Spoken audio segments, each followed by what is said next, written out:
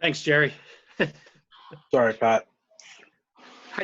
I kept getting in there and wouldn't let me go. Okay, this is the regular council meeting to start on November the 10th for Verona Borough. We stand for the Pledge of Allegiance. Pledge allegiance. Pledge allegiance to the flag of the United States of America, to the republic for which it stands, one nation, under God, indivisible, with liberty and justice for all. Okay, Mr. Kenner, roll call. President McCarthy. Present. Dr. Carpenter. Present. Mr. Forbeck. Present. Ms. Loalbo. Present. Mr. Matlin. Present. Ms. Provenza. Present. Mr. Suchevich. Present. Mayor Recupero. Present. Mr. Alexander. Here. Mr. Pitch. Here. And I am also here. Okay. At this time, we'll, Jerry, you want to proceed? Well, we have, you want to do the registered comments and then we can jump into my stuff? Okay. Okay, we have registered comments. Please limit your comments to 3 minutes. Go ahead. Okay, hold on. So we have, hold on, sorry. Trish is first. So I'm going to try something different. We're going to make her a panelist so that she can share her screen. Trish, there she is.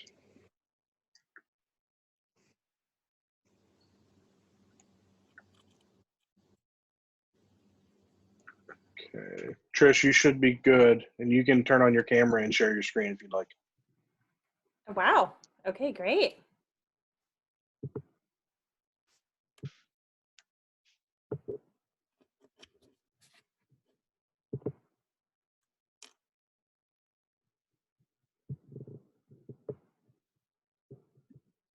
Okay, good evening, Council. This is Trish Redzak-Showalter, 440 North Avenue, Chair of Verona Parks and Recreations Board. I'm here to present to you our Community Garden Proposal, Part 2, the selection of our site. This is again a project of our Parks and Rec Board, specifically our Sea Green Committee. So you will recall at September's workshop meeting, you graciously, unanimously voted to proceed with the Community Garden project. Thank you, we are so excited. We have some good news. If you got my email, Verona has been conditionally accepted for the Community Garden Program with Grow Pittsburgh for 2021 next year, which is very nice. It will coincide with our 150th, of course. I also want to brag that out of 8 applicants for 2021, Verona was only one of 2 selected. So it's a pretty big honor to have been selected for this. Now, the important part that I'm hoping to work out with you tonight is we need to select a site to take advantage of this opportunity. So again, we're conditionally accepted pending that we decide on a site, and then we can move forward with the program. So tonight we'll revisit our top 3 site candidates, the pros and cons, and I've worked out for you some estimated costs should we pursue one of the 2 vacant lot options. So Railroad Park was one of our first sites that we proposed. Some of those reasons, some of the pros of this site is that it is highly visible, highly trafficked, fairly large area, about 25 by 40 was the dimensions of the area we measured out between the pavilion and the parking lot across from Miller's. It already has water and bathroom access, and the cost to the borough would be free. We would not have to pay anything extra to get a garden on the site up and going. Some concerns that were raised include that it may alter the look and or the flow of the park. Some additional photos, including that marked out area for the garden. You may recall in September, I presented a list that Marcia provided to me of all the vacant lots in Verona. The highlighted lots are the ones that are at least 3 years delinquent on taxes. So from here, we narrowed it down now to the best 2 vacant lot sites for a total of 3, including Railroad Park. So if we do pursue this option, I also included the application for the county's vacant lot acquisition program. So this is run entirely through the county. It's fairly straightforward. It does take 9 to 12 months, however, to acquire, but essentially the cost breakdown comes down to this, section 4 in the application. So we would be paying 100% of the appraised value of the lot, along with a parcel fee of $1,400 for a municipality. And this may be waived entirely, but that fee would include everything up to the closing costs, which will just be the last $500 here. So our second candidate, the first of the 2 vacant lots, you may recall, is 851 2nd Street. This is a fairly narrow rectangular lot on top of First Street, so it's very flat, very sunny. The dimensions are approximately 25 feet by 150 feet. When we went back to revisit this site with Grow Pittsburgh, we noticed that there actually is quite a bit of fencing already in place. And as I mentioned previously, very supportive neighbors. The cost of this lot is only $600 to $800. That will be reappraised by the county once we submit our application, but that is the estimate as of right now. Plus that $1,400 fee that again may be waived entirely, plus the $500 in closing cost for a total max cost of $2,700. These are some additional photos of the lot, including the fencing on multiple sides that we noticed when we went through with Grow Pittsburgh last month. So the third site, the second of the 2 vacant lots, is 246 West Railroad Avenue. The dimensions are approximately 50 by 115 feet. This is a larger lot. You'll notice it is, we believe, a double lot. There's also some fencing along one side. The cons of this site is that it's either in a flood zone or very close to a flood zone, so that's something to take into consideration. Also, when we did the soil testing for this lot, 1 to 2 inches underneath the surface under the grass, we hit cement in 9 different parts that we tried to sample from. So if we selected this site, it would have to be entirely raised beds. The cost is approximately $1,000 to $1,200 for the lot, plus that $1,400 municipality fee, which again may be entirely waived, plus $500 in closing costs for total max cost for this site of $3,100. And again, those property values are estimates. Some additional photos of this lot. You'll see the fencing along the side that is adjacent to the only neighbor. So next steps, tonight we are respectfully requesting that council decide on a site. Again, tonight would be lovely, because if it's not the park, then we need to go ahead and get our application submitted to the county to ensure that we can take advantage of this opportunity being provided to us by Grow Pittsburgh for 2021. Just keep in mind that it will take 9 to 12 months to acquire, so we're already hoping for the lower end of that. So at this time, I will take any questions. I have a question. Yes. Does the community garden group have a preference of the 2 vacant lots? I know the #1 choice would be Railroad Park, but if that doesn't work out, do you have a preference between the other 2? Both have pros and cons, and we do feel strongly that this is council's decision. Of course, if it was up to me, I would say let's get both of them. We're already maintaining them, and especially considering those fees might be waived entirely, we could get both for a pretty inexpensive price. But if that was still too much cost-wise, I think at this point, the one on 2nd Street makes more sense because it's lower cost to the borough, as well as Grow Pittsburgh to get up and running, because we don't have to do as many raised beds, so we don't have to put those in and then acquire soil every year. Thank you. Thank you. I had a question, and it was mostly for Craig. My understanding of the Allegheny County Vacant Property Program is you have to be the adjacent property in order to apply for it. Am I correct in that thinking, Craig? Typically, yes. My understanding is that you have to be an adjacent property owner, and there has to be a primary structure on that adjacent property. But I don't know if the rules are different when a municipality is trying to acquire the property. Okay. Yes. The rules are different for municipalities for a project that benefits public good. And that's actually right on the application I included as well. Okay, thank you. Absolutely. Great questions. Hey, Trish, this is Dave Matlin. Do you know where the estimated appraised values came from Yes, from the county. Are you trying to find it on the website? Oh, no, I was just curious. Like you said, they did come from the county. Correct. Yes. Okay. Because I mean, that's good to know.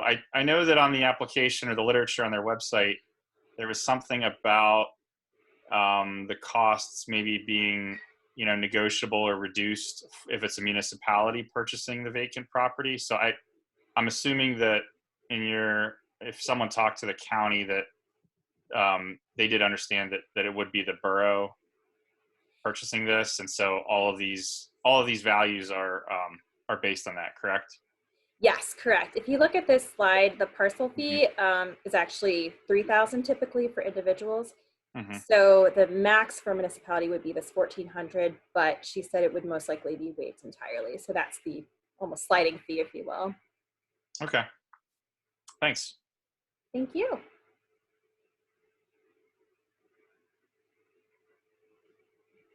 Okay, is that it? Does council have anything else? No, but I guess they're asking for us to make a decision, not that this would be the time to make that motion, but maybe we can discuss it more during the regular meeting.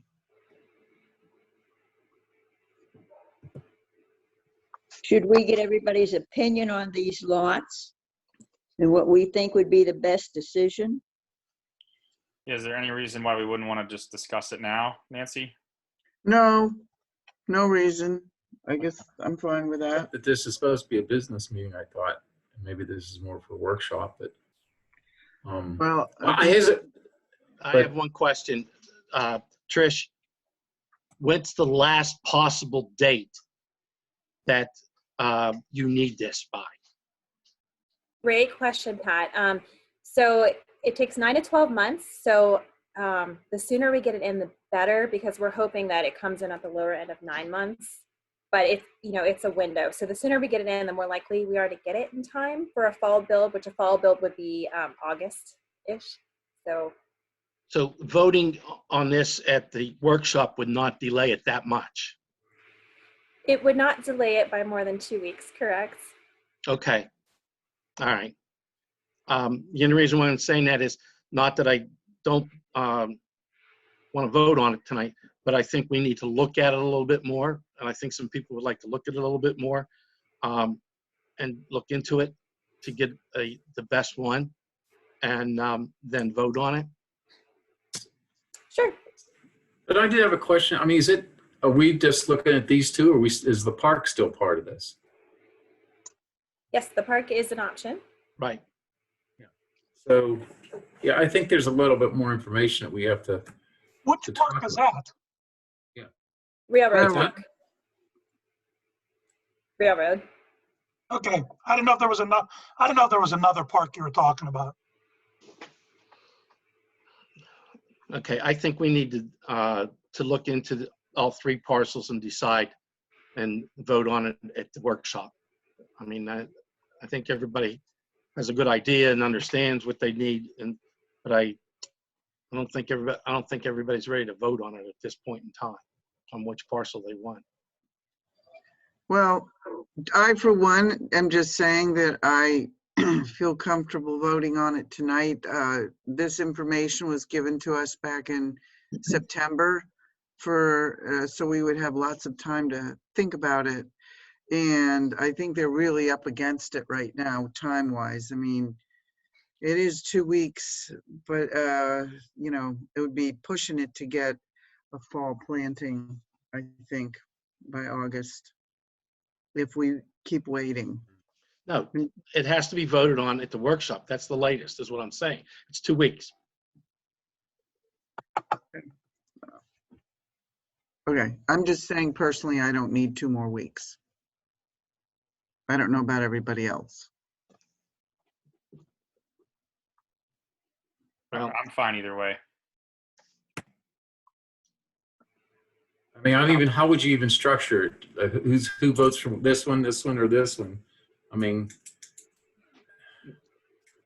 yeah, each one to see which one comes out ahead.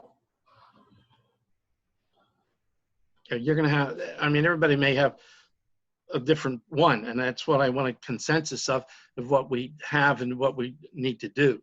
I mean, I know what we need to do, but have a consensus of which place we want to vote on that to move it forward quickly. Not this could take. Well, yeah, I guess what I'm saying is, to summarize, Railroad Park would be free, but the sense that people were giving me, that I heard from a couple of months ago, is that people weren't really in favor of using the park for a community garden. So if that's still the case, I mean, I'd be okay with the park, and I'm okay with the reasons why people wouldn't want to use the park. So then there's only two properties left. The one on Second is less expensive, it's smaller, and it doesn't have concrete under it. So I think it's kind of, to me, and it's their preference. So I would vote to have 851 Second Street be the place for the community garden. Trish, I have a question. Is that entire lot on West Railroad Avenue concrete? Yes, Sylvia, it appears to be. We did 9 spots throughout the lot and hit concrete every time, about 1 to 2 inches underneath, which, like I said, we can do all raised gardens. It's just an added portion of our expense that will have to go just to building the beds and probably soil every year. And for your information, it is in a floodplain. It is considered a floodplain. There's always grants too, Trish, you know? Maybe we could even get help that way. I mean, there's other things you have to weigh. I mean, I probably more lean towards the park because here's property that could go in the tax base possibly too. So I mean, I'm all for having a community garden. Absolutely. It's just I think we need to discuss this. And Well, I could go for Railroad Park as well. Okay, let's table this to vote on it at the workshop and discuss it. Bert, come up let me with ask a that. question. Was any of the neighbors at all talked to about any of this? Actually, Ray, yes, I distributed about 50 flyers to all the houses that were near both of these properties, and we got enthusiastic support primarily from Second. We didn't hear back from the West Railroad as much, but actually Sylvia did reach out to the owner of the Sylvan Bar directly across the way, and I believe that she was very enthusiastic. Mrs. Z probably would be enthusiastic. Okay, well, thank you. I am certainly available tonight within the next 2 weeks, and I'll be at workshop if anyone has questions. Let us know. I am curious just where everyone's standing. I know a couple of people threw out their selections. If you don't mind just kind of saying where you're leaning, I understand we're not going to discuss, but just so I know how we're leaning. I'm leaning for Second Street. I'm leaning for Second Street as well. I'd be willing to make a motion for Second Street. I can only give an opinion, but I think Second Street would make an ideal spot. I'm in agreement there too. Well, if everybody's in take a agreement, vote then. everybody's in agreement for Second Street, take the vote. All right, I'll make a motion. I'll make a motion that we acquire Second Street lot as described by Trish for a community garden, and that the borough would be paying for this acquisition. We have a motion on the floor to acquire 851 Second Street for the community garden. Is there a second? I'll second. Second by Ms. Lealbo. Question. All those in favor say aye. Question. Oh, question. Go ahead. Are there any questions? Go ahead. I'm sorry. I do. Mr. Alexander, is there anything we need to do as a borough before we vote on this and do this? No. No? Should the borough put any sort of limit? Because we don't know what the new appraised value is, correct? I mean, that could come back at much higher. Do we need to put some sort of limit on the appraised value that we can possibly pay? You can always choose not to do it down the road. I mean, you can do that if you want to do that. Yeah, Okay, there so is we no fee to change your mind. Okay, that's all. I just don't want to make a motion and then it comes back at $10,000 and we have to come up with that or whatever, you know? Right. So, okay. Okay, good question. Any other questions? Yeah, I mean, I get what Craig and Jerry just said. Could we just agree maybe that if the cost comes back higher than what's estimated, that maybe we just do a double check? Or if it's, How if about it's lower, this? we can get both. How about this? We put a limit of $3,000 on it. I think that sounds reasonable. That's fair. Okay. Okay. Then that way we're not, dilly-dallying around and coming back and forth and trying to figure out. So we put a limit of $3,000 on it.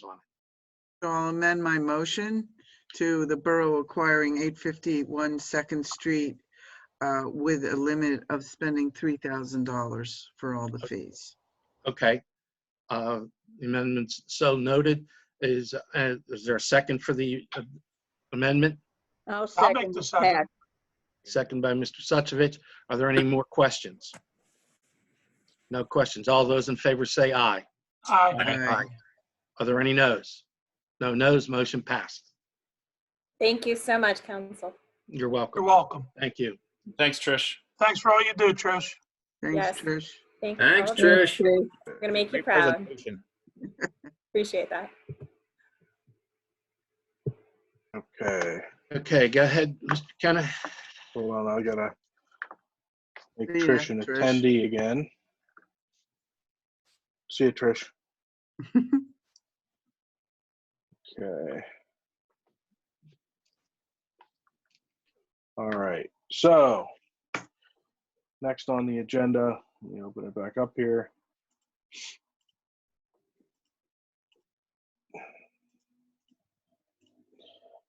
All right, Christine McBride from North Avenue.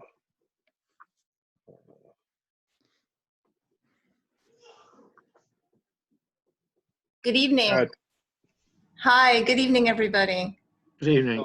Hi, Chris. Hi, so I just wanted a little bit of clarity on some of the forms in the building and zoning. We have the zoning variance application and the zoning hearing board application. And for people who aren't involved in this process, I'm not sure how these processes work. And I was wondering if it'd be possible to have a breakdown and, another voice put under the building and zoning permit application to explain how the process works, the timeline, and who reviews this paperwork. That way, there's there's no way there's not clarity, and I think it would really make communication so much easier, so we could understand, how these things work.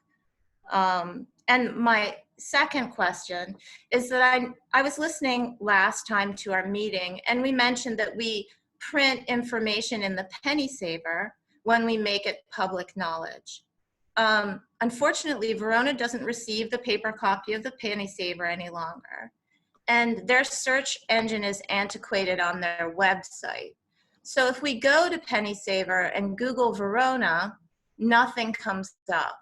So would it be possible to print information in our local newspaper so that goes directly to everybody in the neighborhood so we all know what's going on? And that way everyone's informed and we've met our requirements. Thank you. Thank you. Can we address that real quick? We don't advertise in the Penny Saver. I think all of our advertisements done in the Trib. Correct. Valley News Dispatch and now the Post Gazette. So if I could, Go ahead, Craig. if I may address some of that. The municipality's planning code is the code book that zoning falls under. And once the application is submitted, it's the zoning officer that would review the application and make sure everything's in order. And the zoning officer is Mark Stanton. And from the date the application is received, it's my understanding that a hearing must be scheduled within 60 days. And once the first hearing is scheduled, you can have more than one hearing. But the first hearing must be scheduled within 60 days. And then following the final hearing, the decision has to be issued, I believe, within 45 days. And then the person has 30 days to file an appeal to the Court of Common Pleas. Any aggrieved party has the ability to appeal to the Court of Common Pleas of Allegheny County. I don't know if that answers Chris's questions or not, but that's the process for filing a zoning application and having it get on a hearing agenda before the zoning hearing board. And if I can add to that as well, the physical address has to be posted with a sign. And if I remember correctly, Craig, it's anything within 200 feet has to receive mail. That depends on what the municipality's planning code doesn't require that. Cheswick's ordinance does require that. It's 300 feet. Harmer's ordinance requires adjacent property owners. It would depend on what our local zoning ordinance requires for notice, but it certainly has to be posted, and it has to be published in a newspaper of general circulation. And there's some argument or discussion over whether the Valley News Dispatch constitutes a newspaper of general circulation. So we're starting to publish things in the Post Gazette as well, because it clearly is, but it's only published for a limited period, where the Valley's published every day. Public notice under the Sunshine Law for purposes of a public hearing is once each week for 2 successive weeks. No earlier than let me rephrase it. At least 30 days, but not less than 7 days before the hearing. So you have to publish it in week 1, any day of the week, and then in week 2, any day of the week. It doesn't need to be 7 days apart. As long as it's published in 1 week, and then in the next week, with the final ad being at least 7 days before the meeting, you meet the public notice provision under the Sunshine Law and the zoning code. So that's a little extra. And hopefully, did that get to what Chris was talking about? I believe so. Yeah. So I think what she's referring to about the penny saver is, if we publish in the Valley News Dispatch or the Trib or whatever, those ads actually show up on the Pittsburgh Penny Saver website. Well, that might be true, Yeah. But it's also published in their legal section of the newspaper on the date we tell them to publish it. Yeah. So I think on whatever date you tell them to publish it, it'll show up maybe for a certain number of days on that, if you search the Pittsburgh Penny Saver website. So I think that's what she was referring to Right. there. Yeah, we did not publish in the Penny Saver, but I've heard that in Penn Hills that it appears in their local Penny Saver paper as well. Mm-hmm. But not everybody, even in Penn Hills, gets a Penny Saver. The people in Verona with the Verona zip code do not. Yeah, I think it must be because they are part of or have an agreement with Trib or that media group. So that makes sense. Okay, let's move on. Okay, so next is Rhea Homa. I'm going to find her. Here we go. Go ahead, Rhea. Hello, Council. Rhea Homa, 742 Brunot Street. First of all, I'm really excited about the vote and decision in choosing a lot for the community garden. Thank you so much for that. My purpose for commenting this evening, though, is I wanted to share information that the Pennsylvania Resource Council is collecting election signs for recycling now until December 4th. It's a Pittsburgh-wide program, but we could easily get set up a location for a drop-off here in Verona. I personally volunteer to manage collection every other day until December 3rd, and then I'll drop off collections off at one of the city locations. It would be an arrangement very similar to when we collected bags for Trex, which I think worked pretty smoothly. Once collected, I can weigh the materials to include in the 904 recycling grants if this is applicable as well. I've shared an infograph and a link to PRC's program to the council members and to Jerry. And as soon as we get a hopeful green light, we can start sharing information along to the rest of the community. If anyone else is interested in more information, the page is pittsburghpa.gov/DPW/yard-sign-recycling. Thank you for your consideration. Thank you. I hope you get as many signs in your basement as you did plastic bags. Oh my gosh. Listen, tomorrow, Josh will be turning in the last of, I don't know what to call it, the last He might haul. divorce you after this. He's into it too. It's good. Well, tomorrow he's going to be turning in the last of the second 500 pounds. So tomorrow we'll be turning in enough to get our second bench. And then there's still an additional 500 pounds that have not yet been processed in our basement. So I'm still living with that decision from earlier. That's all added into our 904, don't forget, Jerry. I think it's a great idea. Can we make this available in like we did the other arrangements? Either in the borough building or something like that? Yeah, we can. Outside? Have collection in the vestibule? Yeah. Like we did the other stuff? You're right. I think it would be great. Yeah. I think we need once you get bigger. once it gives us the okay, we can do it. Okay. I'd offer the fire hall, but there's nobody there every day. So I can't expect people to be there. The vestibule is always open, so it's no big deal. True, true. You'll be picking them every day, you said, or every other day? I plan to pick up every other day. Okay. All right. I am all for the vestibule. That would be my location of choice. My only concern is that we don't necessarily have a box. So I think it's okay if they're just propped up against a wall. I just wanted to make sure that council was aware that I don't have a specific box to collect them in. That's okay. I think it'd be okay. Especially if you're picking up every other day. Yeah. I don't think it'll get too out of hand. Yay. All right. All right. Is that a green light then, or? Yes. Yes. Do you need a motion from council? Yeah, if that's preferable, please. I'll make the motion that we collect the signs and be I'll available second to that. collect the signs. I'll second. All right, there's a motion on the floor to collect the signs by Mike Forback, second by Ray Suchovich. Are there any questions? No questions. All those in favor say aye. Aye. Aye. Any noes? No noes. Motion passed. Thanks, Rhea. Thank you very much. That's Thanks, wonderful. Rhea. Thank you, council. Thanks, Rhea. Okay. Okay, Pat, so that's it for registered comments. I don't know if you want to go to public comment or if you want to do that at the end. We'll do that at the end. Okay, then I'll roll right into my stuff.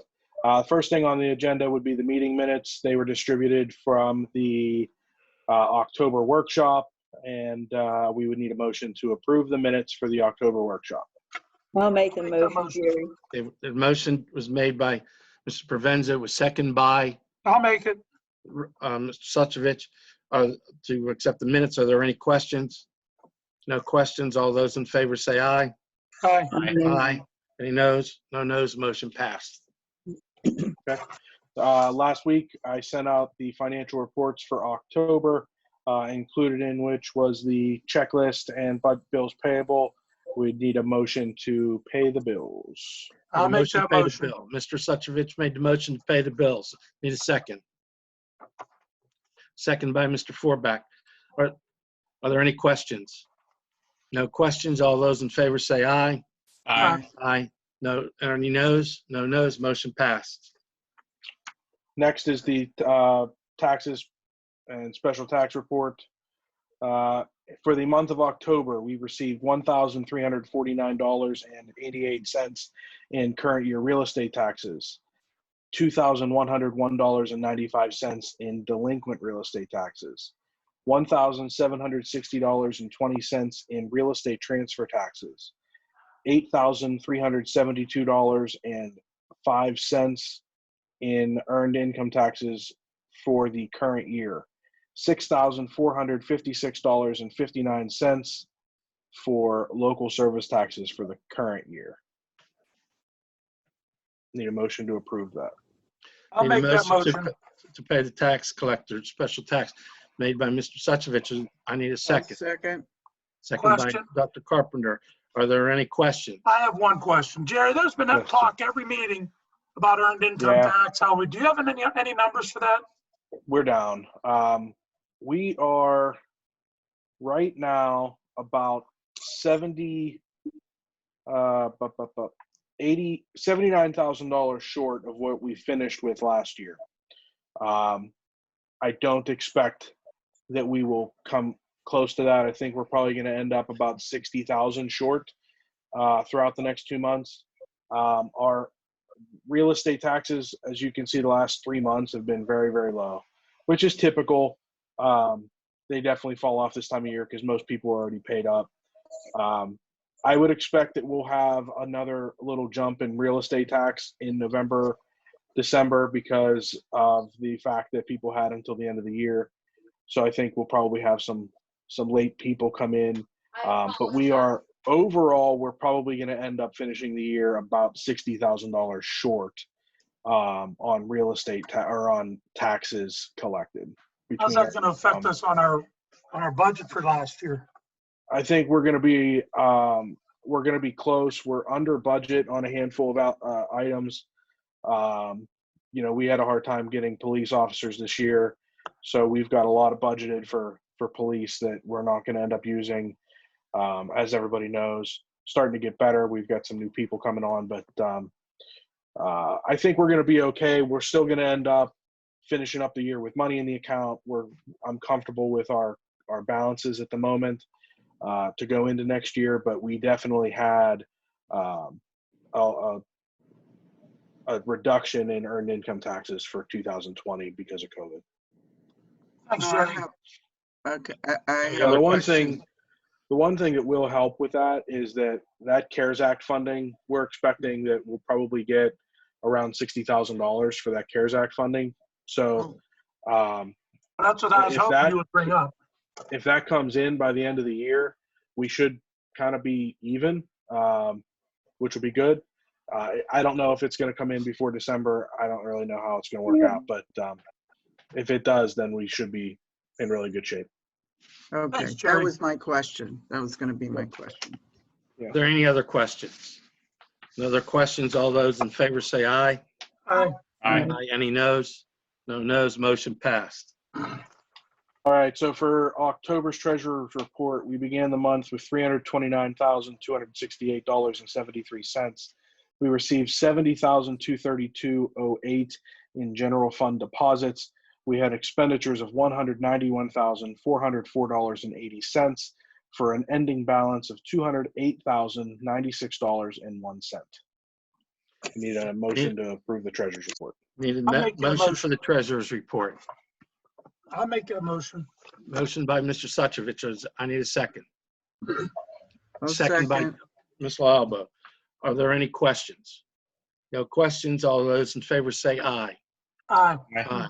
Any noes? No noes. Motion passed. Police chief's report. I'm sorry, Jerry. So I figure I'm going to come back to do the budget, but we'll do that after police, fire, and EMS. If you don't mind. No. I'm going to be long-winded, so we might as well get the rest of them done first. Okay. Chief? Chief, you're muted, buddy.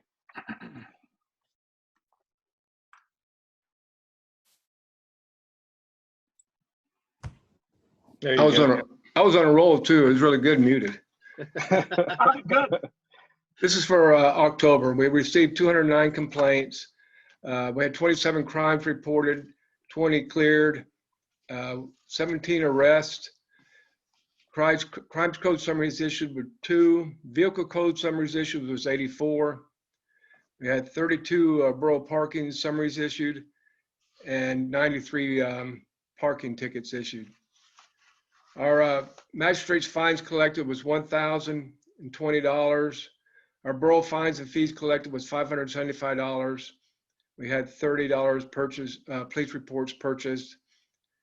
Municipal fines were $2.67. Our total fines and fees was $1,627.67. Another $120 in parking permit fees. That's about all I have for tonight. Okay. I need a motion to accept the police chief's report. I'll make that motion. Motion by Mr. Sutovich. I'll second the motion. Okay. Are there any questions? Yeah, I have a quick question for Chief. Go ahead. Chief, you're probably aware there was a bunch of car thefts up on the hilltop recently, and I don't know if you have you seen that continue or anything lately? We haven't had anything since the last report a couple weeks ago, no. Mm-hmm. Okay. But there's a lot of communities getting hit by the same group. It's not just Verona, but needless to say, it did happen here. Yeah, I heard about it on the hilltop. One of my neighbors behind me had it, and up in Penn Hills too. And it seems like it tends to happen in the fall for whatever reason. But I was just curious if you'd seen it continue. That's all. No. Oh, and I gather it's people that are leaving their vehicles open too, mostly. There's not a lot of break-ins. They're just pulling on doors, and Yeah. from what I'm hearing anyway. Yeah, that's what I've heard as well, Ray. I don't think I think it's just, remember to lock your car or try not to fudge it in your pocket or something. So I can tell you that I got a Ring doorbell notification that there were some kids in Oakmont doing the same thing on 10th Street. So they're hitting here too. Oh, Any other questions? hopefully they don't come up near some houses. Okay. All those in favor say aye. Aye. Aye. Any noes? No noes. Motion passed. Fire chief's report. We had 9 fire calls in the month of October. Last month I reported we had the trucks pump tested, and our treasurer paid the bill. So you got Scott clear this year, Jerry. You don't have to pay the bill. So we took care of that. We did have a little incident last night. There was a lot of, in the boroughs, some of the sewer system, we didn't realize that the people were coming out the line, the sanitary sewers. We got some calls over on Ridge and North and First, that corner over there, for some odor, aroma in their house. It smelled like a xylene or something. Ended up, it smelled like a Bondo for a car, working on cars.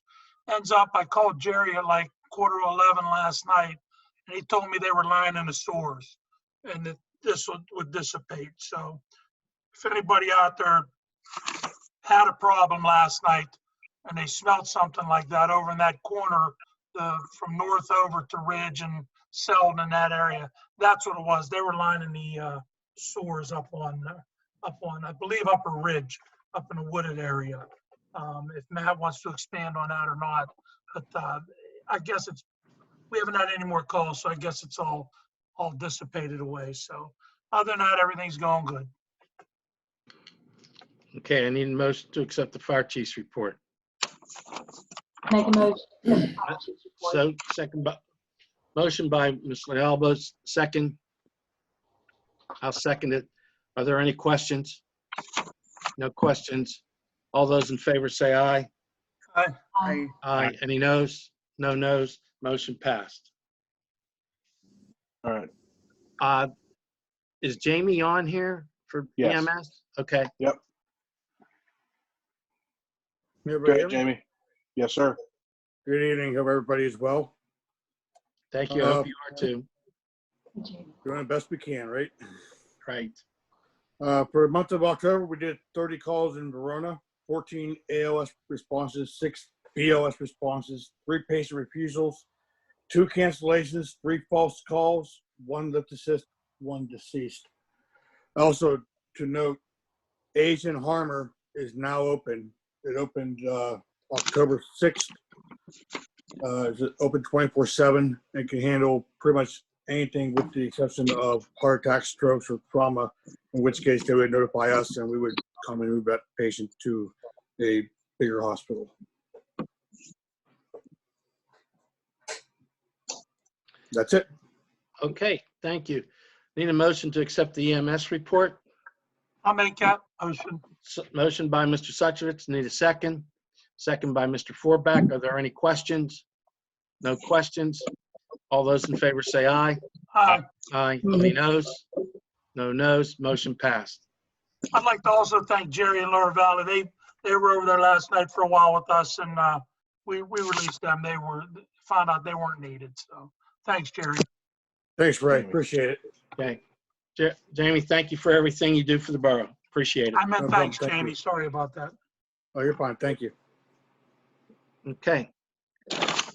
All right, so we have the budget to go over real quick. I'm gonna try not to make this a big, long ordeal, but I'm gonna go through this. I actually did a little presentation so that you're not just staring at me during this whole thing. Can you see the presentation? Not yet. Not Not yet. yet. How about now? Now Yep. we can. You can? Yes. Okay. All right. So I'll just go through this. So I went through, we did the budget as it stands. I'll just go through it slide by slide. We'll summarize at the end. So council, I sent this all out to you last week. Or actually, no, I sent it to you yesterday. Sorry. We're going to go through, basically, I'm not going to go line by line by line. We're going to go through each individual, basically the highlight items, the things that changed, the things that, the more standout items. So the first thing is we're going to start with the revenue.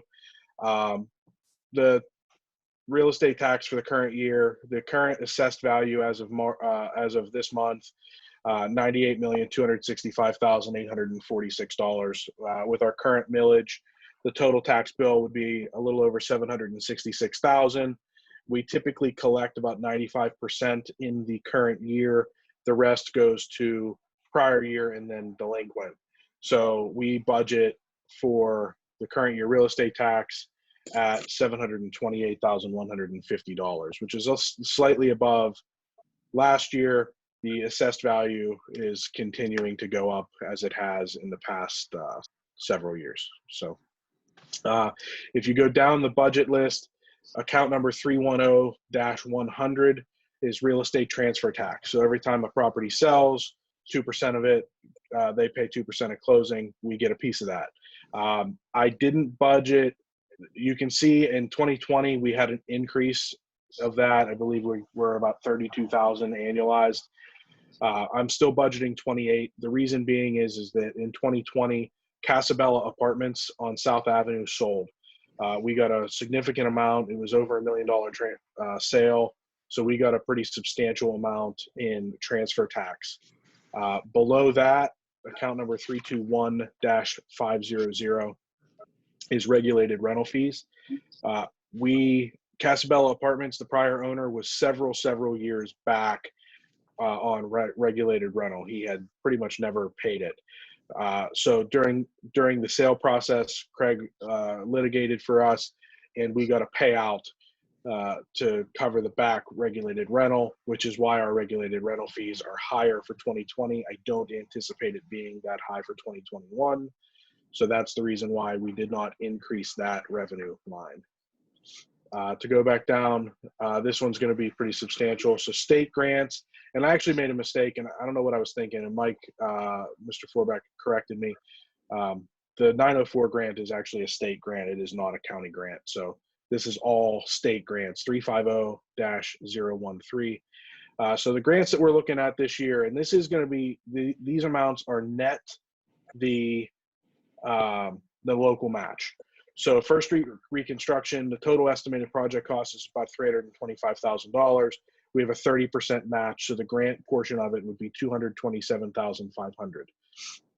Cribbs Field, $171,488, which is 85% of the estimated project costs. Storm sewer, CCTV, and condition ratings, $125,555. CDBG 47, we're going to do a Wildwood and culvert repair. The grant portion of that would be $24,700. We'll go through the grant matches later on in the presentation when we get down to major expenditures, but that's the grant portion, the revenue portion of it. The 904 grant came in at about $3,100 this year. I budgeted $3,000. I think that it's a safe conservative bet. We've had some changes. We're going to have some issues with we're dealing with some issues with the paper company and like that. So I didn't want to get too crazy, and I was trying to be a little bit conservative on that budget line item. Sewer rental fees is another thing that we're still working on finalizing. Alcosan is continuing to raise rates. They're going to raise rates again. We have to then turn and raise our sewer fees through Oakmont Water. I'm working with Matt and Oakmont Water to finalize what the new rates are going to be. And in December, when we pass the ordinance for taxes, we will also have to pass a resolution to increase the new sewer rates. So the number that's on the budget is the carryover from last year. It is going to increase, but we're not going to make an additional profit. We're basically just going to increase the amount to pass through the additional fee that Alcosan is charging the borough. 380-000 is a miscellaneous revenue. It's kind of a bucket that we put any strange one-off revenue sources that we end up with. Typically, we put about $4,000 in there. It's very immaterial. This year, I added an additional $60,000. In prior meetings, we've been discussing purchasing a new truck for the Public Works Department and replacing 2 of the trucks that we currently have. One being the Peterbilt that requires a CDL that doesn't get a lot of use, and the F550, which we are looking to get rid of because we put a motor in it 2 years ago. The warranty on the motor was 2 years, so we're considering getting rid of that. We're anticipating revenue of $60,000. I think that's conservative. I think it could be more, but for the budget, I'm expecting a $60,000 income for the sale of those 2 trucks. I'll discuss the expense of the new truck later on in this presentation. 392030 is transfers from capital reserve. So over the last few years, there has been extra money that we've been able to kind of bank. Now, it's been a little bit trying, especially through 2020 and 2019 with the 2nd Street collapse. We had to put all that new sewer line in. There have been some pretty substantial expenditures that have come up. However, we have been able to be pretty conservative and keep some money because we knew that we had some sizable grant matches coming up. So I'm putting in the budget, moving $92,000 from our capital reserve account, which is in a Pliget account, to cover most of the grant match for the First Street reconstruction. So that's in there. I will tell you that we have been very conservative in the last few years. We've accumulated this money. This budget is balanced because we've been able to do that. So I just want council to remember that, sometimes we have to say no to things so that we can keep things in order. This budget was able to be balanced without a tax increase, but mainly because we were conservative over the last few years. So I just want to keep that in mind, because a lot of times this time of year, it's really easy to want to spend. And just because I was able to balance this year's budget, if you've got large projects coming up, we have to be cognizant of how much we pull from capital reserves. So going into expenditures, I just kind of going through some of the highlights, some of the wish list items that some of the departments have asked for. 407-272 is police hardware technology. The chief has requested that we get a new computer, some new computer equipment. The computer systems that Annette is using and some of the other police are very outdated. So it's not a lot of money, but that's in there.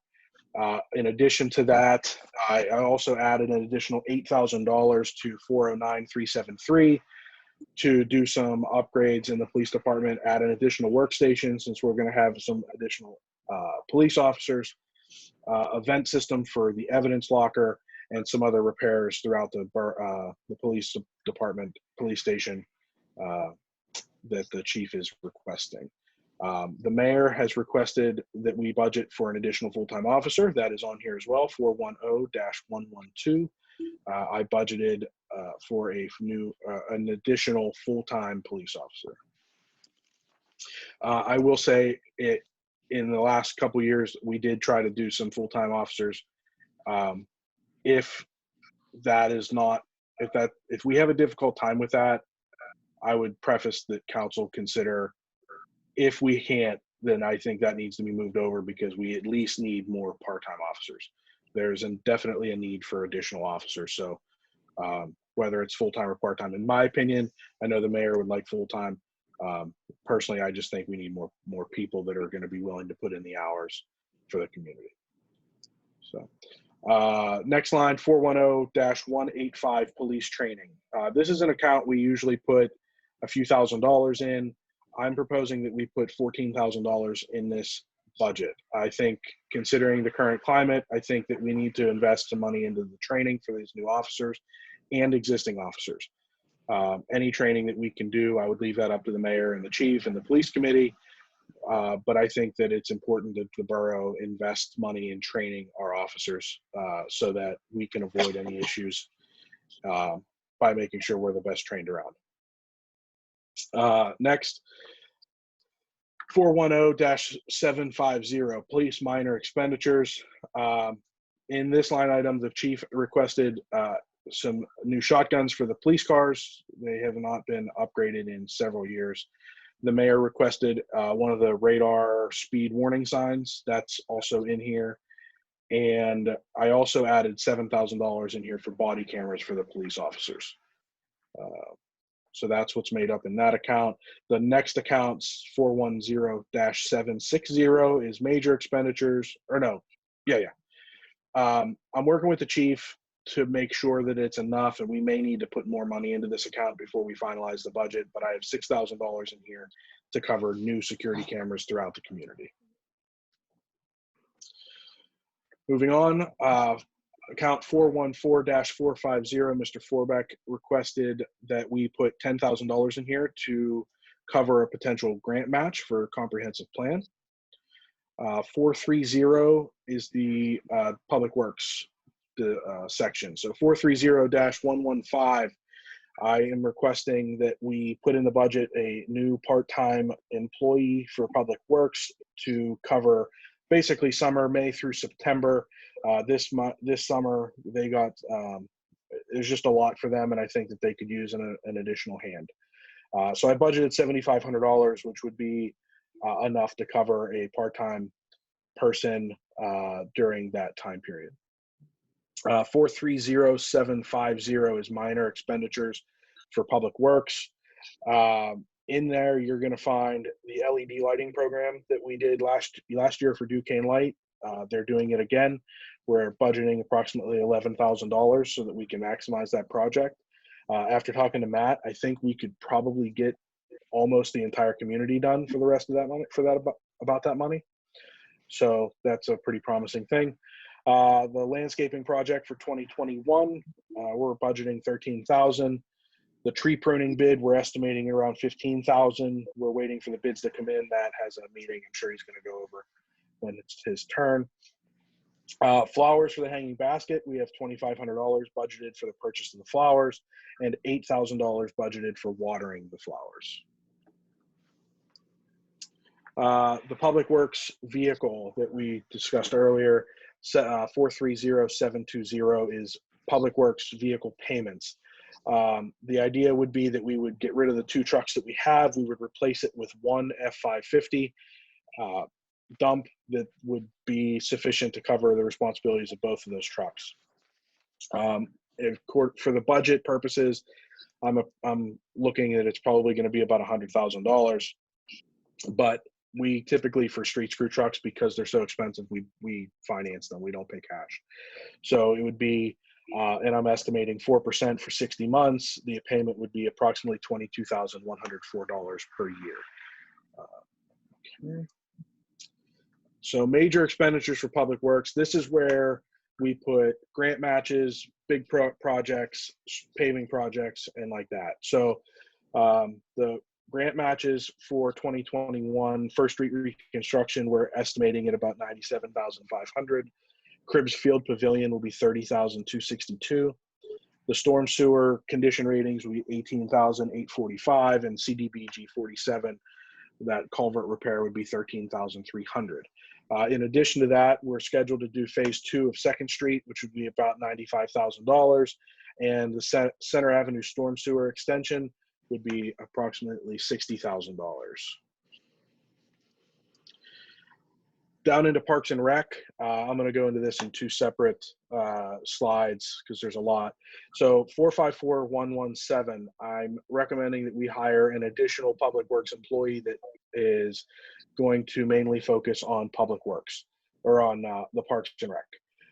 They're still going to report to AJ. He's still going to be the foreman. However, I think that this new person's focus would be mainly managing anything that goes on in the parks, and I think that it should go toward the Parks and Rec budget.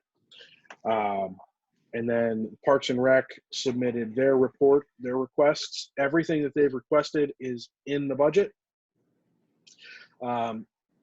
This is what they requested. I'm going to probably make this public. So instead of going through all this, it's going to be a lot. So I'll make this presentation public. I know council's talking about making this version of the budget public for public consumption and review. So I'll make sure that this is part of it so that there's a good understanding of what Parks and Rec programs or projects will be getting done next year. Basically, the conclusion of it, as this budget stands, we're at a surplus of about $1,700, which obviously, before we finalize this, we would put that $1,700 somewhere, and we would try to get it down to a net zero budget. There's a few things that we're still working on, finalizing some insurance things that I'm working with Mr. Ewing, the sewer fees and things like that, the cameras. But I feel pretty confident that we are going to have no problem balancing the budget this year, once again, with no property tax increases. My plan is that we will, I'm going to have council review this budget over the next several days. Submit any questions that you have to the finance committee. The finance committee will be meeting with me prior to the workshop to make any adjustments that are necessary. When I made this presentation, I know we kind of talked about it previously, but when I made this presentation, my intention was that we would advertise after the workshop. I think some council members have expressed interest in advertising and putting it out to the public now so that we can have more discussions at the workshop and finalize it for passing in December. So I think that part of the schedule is going to be changed up a little bit based on what council does next. But so basically, that's the budget in a summary sense.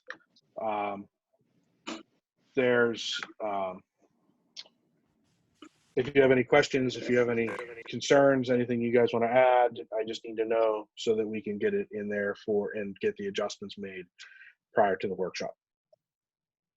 Or not prior to the workshop, but so we can discuss it and make changes at the workshop. Jerry, That's it. That's all I have. I noticed one thing, Jerry.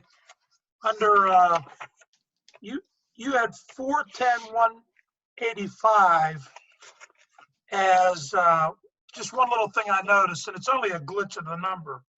The 410-185 is vacation pay buyback, but you put formal training over 410-189. So we'll have to change that. Yep. I mean, you know, Yeah, it's actually correct on the budget. I just put it wrong on my spreadsheet. Right. So, or on my PowerPoint. So, I just yeah. wanted you to, I don't know if you know. Okay. Thank you. Any other questions? So the way that we're going to proceed then is present questions to you in the Finance Committee in the next few days via email. And this is also going to be put out to the public. I'm probably just going to post it on the website and post it on Facebook. Okay. We'll also have a copy of it down at the Borough Building. If anybody wants to come down, I'm sure Marcia would make them a copy. Okay. And Craig will work on getting the advertisement up saying that it is available for public consumption.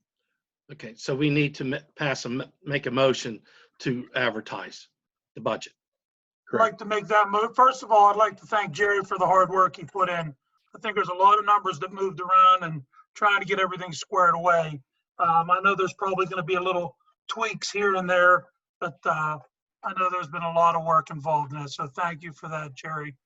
I'd like to make a motion at this time to advertise this proposed budget for in the papers so we can move forward with this. I'll second that motion. It's a motion on the floor by Mr. Suchovich to advertise this budget, seconded by Dr. Carpenter. Are there any questions? No questions. All those in favor say aye. Aye. Aye. Any noes? No noes. Motion passed. Jerry, you can go ahead and advertise this and put it on the website and things. So I'll that get by the workshop we can get I'll some get the advertisement over and we can start the 10 days like on Monday, even though we're probably going to put it on a Facebook earlier than that. But basically what the Borough Code requires is that notice of the proposed budget is available for inspection, shall be published by the Borough Secretary or Manager in a newspaper general circulation, except in boroughs in which the estimate budget receipts are less than $50,000. So there you have it. Okay. Thank you, Mr. Canna. Yep. Thank you for all your hard work. Thank you, Jerry. Thank you. Thanks, Jerry. Thank Good you, Jerry. job. Thank you. Mayor.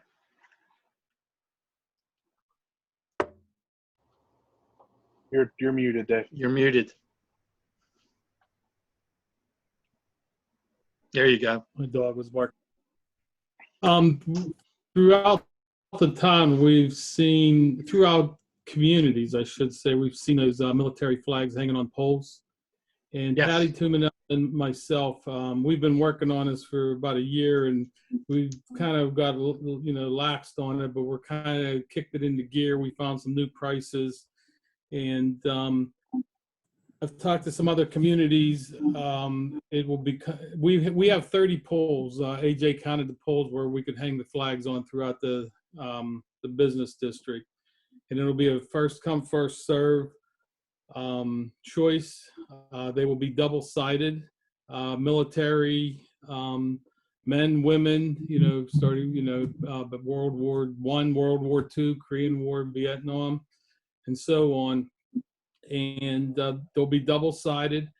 And if anybody's interested, and especially if you have, like my father and my uncle, they're both World War II Navy veterans, and they have a picture together, so that would save families money, let alone free up another pole. 2 pictures on one banner and one pole. The cost is going to be $125, and that is very reasonable because other places are charging a lot more, and it'll be $25 a year if you would like to renew it to put on the pole.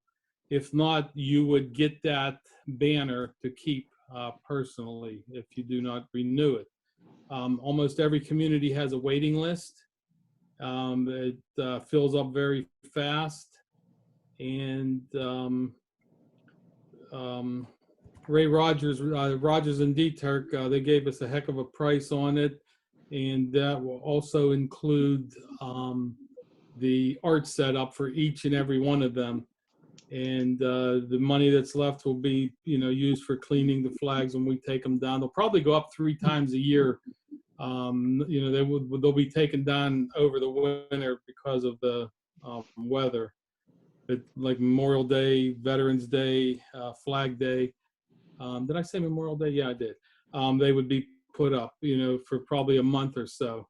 It'd be a great Christmas gift. So if anybody's interested, please contact myself or Patty Tumanella, and we'll get you on a list. And more information will come as we put it together. Ray's going to put up, or he's going to do some artwork, and hopefully it'll be done for the next meeting that I can show everybody at the workshop.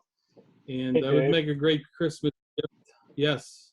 Being that there's only 30 or 60 slots, should we come up with one central way for them to apply so that there's no confusion of what time this email came in because they sent it to Patty or sent it to you? Or Yes. I think you're going to have was more than 60. I know how popular Also, it don't was you have over the here. back boulevard where if somebody wanted to be on one of the back posts? I think that includes all Well, of them. the 30 poles. Yeah. I thought you said there's- 30 on the front boulevard. I'm sorry. No, all throughout the town, from the Eagles to Islers, from East Railroad. My bad. to Sorry about that. ARB. You're absolutely right, Terry. I would prefer, the Chamber of Commerce is gonna kind of take this over, and I'm gonna talk to them actually about, the money that's left. Maybe we could split it up with the Garden Club. I'm gonna talk to the board on that. But if we could have the information sent to the Borough Building, because the Ewings, they take all the mail from the chambers. They're not there every day because of the COVID. They're short-staffed. But if we could have them call into the Borough Building, and Marcia just take a phone number down, Patty and I can get back to them and explain this to them. All and go right. from Well, there. I'll get together with That'll you and work. Patty. I'll get together with you and Patty, and we'll come up with a nice, clean way to do it and make sure, because I know Yes. you're going to get more than 60 people to be involved in this.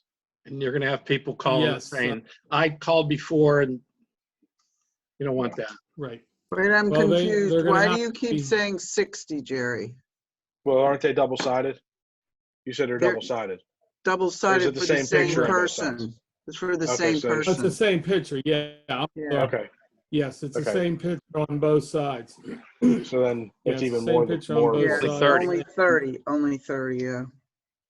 Right, right. And we'll see how it goes, and we'll figure out where we can put them. I've actually seen them, many communities on telephone poles, with bands on them. But I mean, we'll go from there. We'll You put two different people you on know, one pole? Mhm. The poles that we have, they only have the hanger for one. The Can't hang them light over the poles we boulevard have, because of that we put- PennDOT regulations. Gotcha. Right, right. And the other thing too is they have to, it's only going to be open to Verona residents only. Even if you were in the war, were born and raised in Verona, fought in the war, then moved off, because a lot of people do, they came home from the war, got married.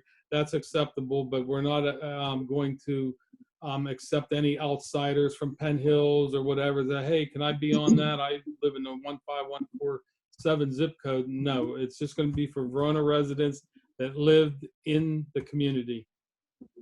That's the way the other communities all do that. So it's we're going to kind of screen them also, make sure that they were here back then and, they were, raised here, born here and what have you. And then, apparently they got married and just moved to another community. So there'll be more information to come at the workshop, and that's all I have at this time. Okay, thank you. Okay, I have a couple things. One is I had a telephone call from Shirley Davis today. They're going to get some food from one of the food banks, but they need some help. And I'm asking the public as well as any members of council that are available on Friday at 12:30 to meet at the church to help unload the truck with the food for the food bank for Verona. And I told her I would announce that tonight. And if anybody can be there, please show up and help. The other thing is there's been a lot of issues with public comments coming up, and the last minute, and Marcia's changing the agenda 2, 3, 4 times, and then it's not the right agenda. So starting January 1st, first of the year, all registered persons should be turned in, and they should apply by the Friday before the council meeting. And let Marcia know, because then she gets the agenda out on Monday, and she doesn't have to keep printing that 2, 3, 4 times for people calling in. So if you don't have a comment by Friday at 4 o'clock, you're not going to be able to have a public comment at that time. And we are going to limit you to 3 minutes, okay? Because some people just have a tendency to ramble on, but you will be limited to 3 minutes. Okay, that's all I have at this time. Mr. Pitch. Thank you, Mr. President. As Ray said earlier, we did complete some sanitary lining in the woods above Ridge Street there. We did send out some notices to the immediate residents. Some of the complaints we received were pretty far down the road, and I do apologize to anyone that did get that smell. All the work is done, so the smell is going away. So that is not going to be an issue moving forward. The First Street reconstruction, we were just waiting for the one contractor to do some lining under the one CDBG project, and then we'll be ready to move forward with that one. The 4th Street demos for the CDBG, I was in talks with Mr. Benecki. Those are still occurring. It looks as if they'll probably be going out to bid here in the next few weeks, and then probably will be torn down in early 2021. As far as the pavilion project at Cribbs Field, I was talking to the contractor. He looks to be moving in and beginning demo in about 2 weeks. We're working with Duquesne Light to disconnect the power, and I have also been working with the camera contractor to make any disconnections they have to, and then possibly reconnect in the future. The PA Small Water and Sewer for the CCTV condition ratings of the storm sewer, that's moving forward. We will probably bid that here in December and then have the work in early 2021. As Jerry said, we had initially applied for the Center Avenue storm sewer to be a CDBG project. Unfortunately, the county did not qualify under the income eligibility. So we did budget for that just to do it in-house next year. So we look to probably do that in spring, early summer next year. That way that is completed. With that, something that was mentioned earlier was the T-drains at Cribbs Field. Those kind of tie in because they would drain to this extension. With Pampina being there doing the pavilion construction, we're going to request a quote from him to install the T-drain. He'll have all equipment necessarily already on site. So as long as that quote comes in reasonable, we'll move forward and have that installed at the same time. And then as far as the CDBG 47 applications go, as Jerry said, we have the Wildwood Culvert repair. The Center Avenue storm sewer extension, unfortunately, was disqualified by the county. And then we still have the possibility of the alley reconstructions. More than likely, the Wildwood Culvert will happen for sure. And then the alley reconstructions will be up to the county. A couple other things that weren't on my agenda. I did hear back from PennDOT. They have approved the timing change for the pedestrian signal at Center and ARB. I will coordinate with the chief and with the traffic signal contractor to get that adjusted and to install the additional sign that warns motorists to yield to pedestrians. So that should be done shortly here. And then, as Jerry said, the LED program through Duquesne Light, they are starting to accept applications in December. They are not due until June, so we'll look at the rest of town. And I did talk with them this week. One of their stipulations is they like to have 10 consecutive lights. As long as the lights are close to each other, they will accept them. So they just don't want to install one light on Ridge Avenue and then move all the way down to East Railroad to install one. So I think we have enough remaining lights close to each other. We can group them together and get most of the town converted to LED lights. And that's all I have unless there's some questions. Okay, thank you, Mr. Pitch. Mr. Alexander. Thank you, Mr. President. Number of things to talk about tonight. I believe Nancy's going to be bringing up the ordinances in her committee, but or her report. We have a number of ordinances to advertise, and we've been holding off doing that so that we could advertise them all together to save on the publication costs, especially if we're moving to the Post Gazette.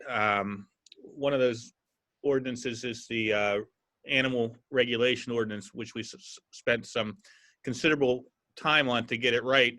And Dave Mattin, in addition to the ordinance committee, put a lot of time on that as well. And I just wanted to thank him for that because he did offer tremendous input.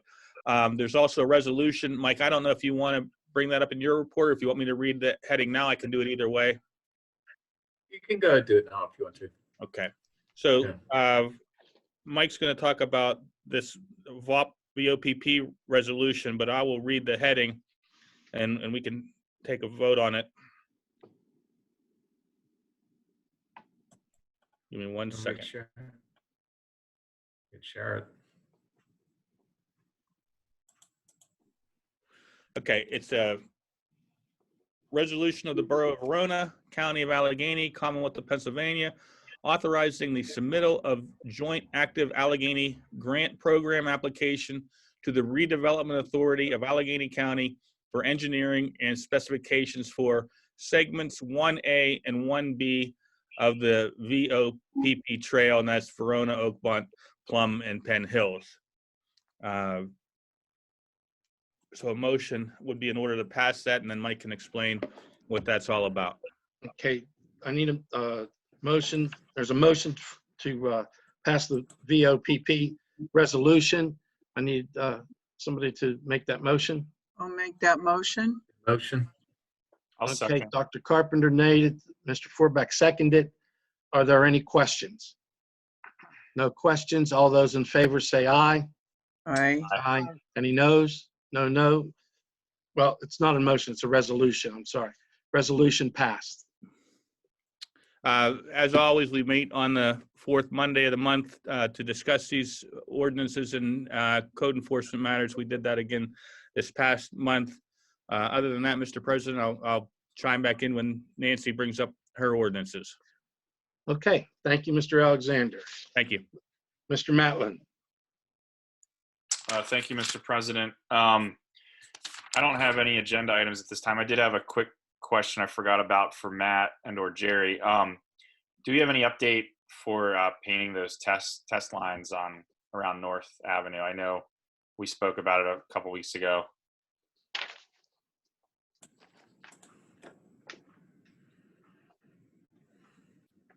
Yeah, the paint came in. AJ and the guys just have to get up there and do it. We ordered the paint. It came in, I think, the end of last week or something like that. So they just got to get up there and try the different stuff. So okay, yeah, we're on it. Thanks. That's all I have.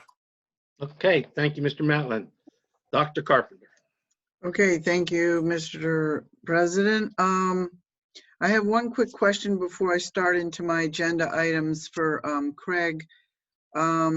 We had talked about in the ordinance meeting about the building permit resolution fees. Do we have that, or is that for the next time? I never received that update from Mark, so okay. I'll as soon as I get the numbers that he wants me to include into the resolution, we can have that even for the workshop meeting if you want to do it. Basically, we updated the fee resolution with demolition fees and something else at last month's meeting, and Mark now has found some additional things he wants to include into that fee resolution. So he's going to send that over to me, and we're going to update that a little bit more. Yeah, the resolution from last time was for demo fees and dumpster fees. That's right. And this one is for all the other types of building permit fees, commercial, industrial, et cetera, et cetera. Mark and Keith have reworked it so that they're more commensurate with modern times, basically. At this point, you might even want to just make that your 2021 fee schedule. Okay, all right. As Craig was talking about, we have 4 ordinances to make motions on for advertising.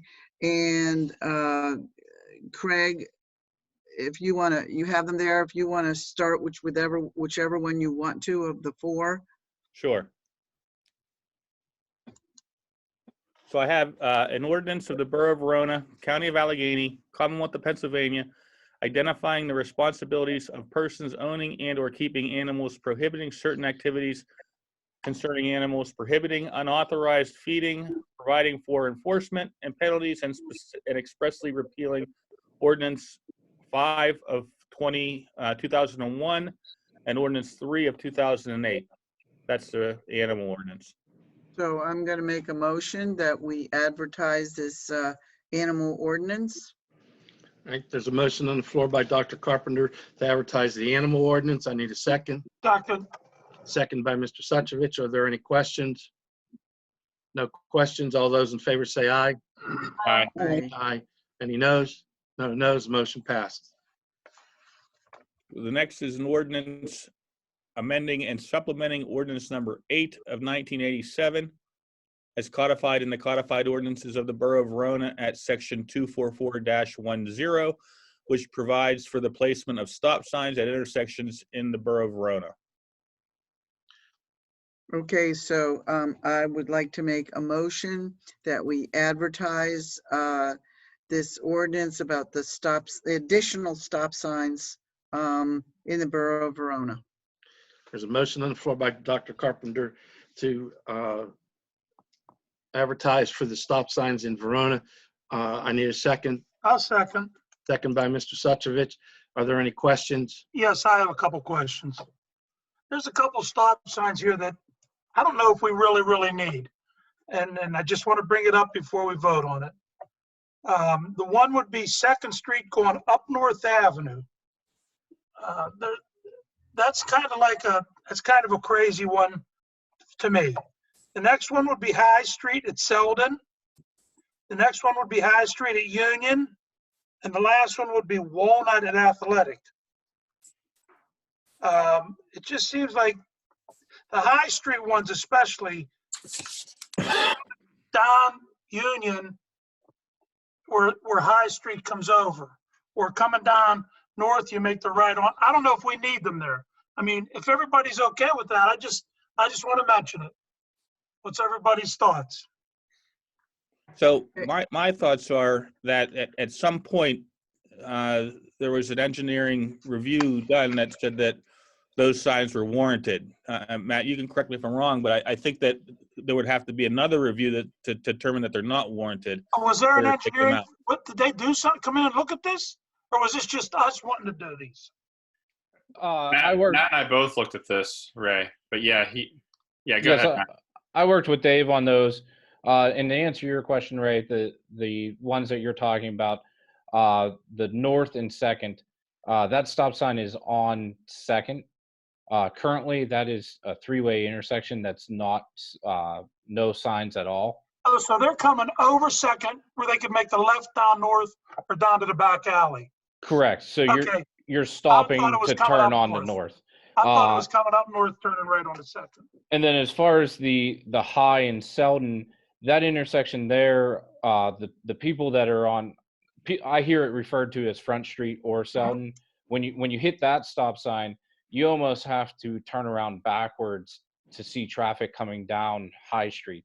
And High Street right now is unimpeded. So making that a 3-way signalized or signed intersection, everyone is aware that all 3 directions are stopping then. There's no one that just has the right of way there. And then I'm sorry, what was the third one that you said? I said High and Union, where High comes over to Union on the other side. Oh, that one's just more of a formality.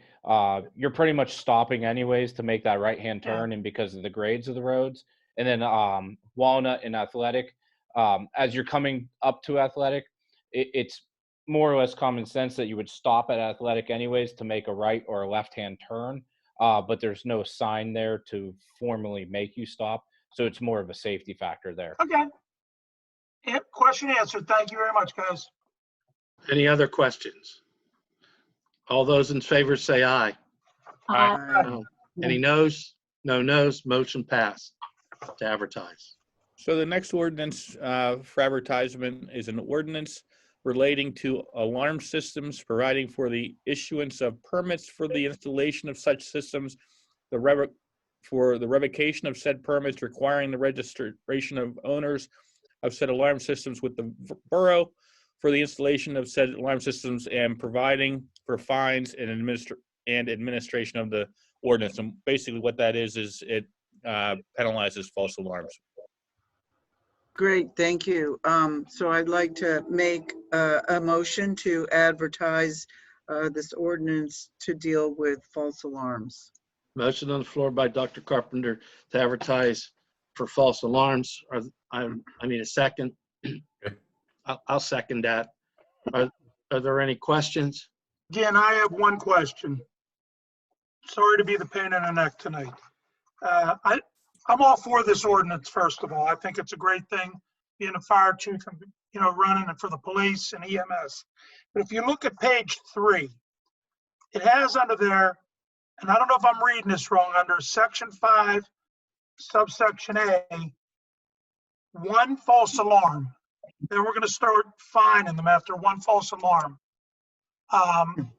Believe me, I don't want to run more false alarms than we have to on the fire end. And I'm sure the chief and the mayor don't want their police officers running more. But I'm wondering if we want to look at that 1 false alarm a little differently and maybe make that 2 or 3, because things happen. And sometimes I've noticed throughout the years, things happen with the alarm systems, or, it's burnt food or whatever. That's the only problem I have with this ordinance. Well, I mean, you can still give approval to advertise with the change to that provision. Do you want to make it 3 or? You guys put the time and effort into it. I'm not trying to overstep the ordinance committees, and I think they did a great job. They did what we asked. But I just think 1 false alarm, and if you don't find that person after 1 false alarm and you miss somebody else, I don't know. What's Craig, off the top of your head, do you know what other townships and boroughs do? Well, I mean, this is an ordinance that I've taken from a community that I did it for years ago, and they actually wanted it more strict. That's why it's written in there that way. And I would tend to agree with you, Ray, that you probably should get 1 free get out of jail free card at least. So I would like to change that to 2 false alarms. Okay, so go 2, 3, 4. So this one is free, I believe. And then you don't pay a fine until the 2nd false alarm. That's correct. I had a confusion when I first read it as well. Yeah, that's correct. Now, after Nancy points that up, yeah, you get after your 1 false alarm. If you have another one, that's when you get fined, Ray. Yeah, not till the 2nd one. Okay, I'm good with that then. I misread it. Also, yeah, I understand, because I kind of misread it the first time also. I think it's a great thing, and it'll help the police, fire, and EMS for running, when nobody cares and doesn't want to. They can run down here. Who cares about, I think it's a good thing. You answered my question. Thank you. You're welcome. Okay, are there any other questions? No other questions? All those in favor say aye. Aye. Any noes? No noes? Motion passed. The final ordinance for advertisement, I don't have the full heading in front of me, but we've gone over it before at various meetings. I have it if you want me to read it. Is the short-term rental ordinance. If you want to, you can. Go ahead. Okay. An ordinance of the Borough of Verona, County of Allegheny, Commonwealth of Pennsylvania, providing for and regulating the use of short-term rentals establishing rules and standards pertaining to such uses, providing defined terms in connection therewith, and providing penalties for any violations. So a motion would be in order to advertise Yeah, that right. ordinance as So, well. yes, so I will make a motion to advertise the short-term rental ordinance. I'll second that. Motion on the floor by Dr. Carpenter to advertise the short-term rental ordinance. Second by Mr. Suchovich. Are there any questions? No questions? All those in favor say aye. Aye. Aye. Any noes? No noes. Motion to advertise is passed. Well, appreciate that, everybody. That short-term rental ordinance has been waiting a long time. And then the other two just came along. So we are going to save the borough a bit of money by advertising all four of them at the same time. And thanks again to everybody that offered their input on these. Yes, thank you very much. Thank you, So- ordinance committee. That was a good job. Oh, you're welcome. The other thing I have on my, under my agenda items is that the positions that are vacant on the Planning Commission have been advertised for a while on Facebook. Jerry, I think you did that, so thank you. And we have two positions, and we have two people who are interested. I'd like to relay the information from their letters one at a time, and then I'll make the motion to accept them onto the Planning Commission. The first one is from Daniel Showalter. To whom it may concern, I'm interested in filling a vacancy on the Verona Planning Commission. As a proud Verona resident for nearly 6 years, it's been a privilege to become involved in my community by helping to revitalize the Neighborhood Watch program and assisting with community events such as the Verona Farmers Market and Movies in the Park. I would like to grow my volunteer efforts in the borough, and I believe I have the time, energy, and ideas to contribute to the Planning Commission. So I'd like to make a motion for Dan Showalter to be a member of the Planning Commission, and the terms we will figure out at a later time. Second, Nancy. Thank you. All right, there was a motion to appoint Dan Showalter to the Planning Commission by Dr. Carpenter, seconded by Mr. Provenza. Are there any questions? All those in favor say aye. Aye. Aye. No. Okay. It passes. Thank you. So It the passed.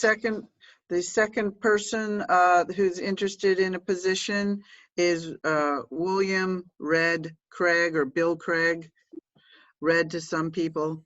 Anyway, he writes, I'm possibly interested in joining the Planning Commission, 30-plus year resident of the borough, and was previously on the RAA board. He works at the 10th Street Elementary School. So I'd like to make a motion for Bill Craig to be a member of the Planning Commission. Second, Nancy. Motion by Dr. Carpenter for the Mr. Craig for the Planning Commission, second by Mr. Provenza. Are there any questions? No questions. All those in favor say aye. Aye. Aye. Any noes? No noes. Motion passed. So under miscellaneous, I just have a quick question. I guess this might be for Jerry. As we're nearing the winter season, are we looking at finishing off the salt in our dilapidated salt garage so that we can take care of that this winter?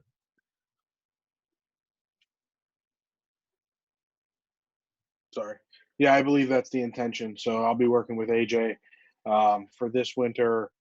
We're going to once again piggyback off of Oakmont's shed. We'll purchase our share of the salt and use their shed for storage. And then I believe we're working out an alternative plan for hopefully next winter, but that's still in the works. But the first salt that we're going to use up is the salt that's here in Verona, correct? Correct. So we can empty that. Yeah. Okay, wonderful. Thank you. That's it for me. Thank you. Thank you. Mr. Forback. Thank you, Mr. President. The police committee interviewed a candidate for a part-time police officer, Zachary Janako from Monroeville. We unanimously approved of him, along with conference with the mayor. He passed all background checks. So at this point, I would like to make a recommendation that we hire Zachary Janako from Monroeville as a part-time police officer for the borough of Verona.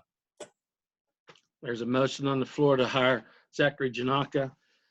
I need a second. I'll second that.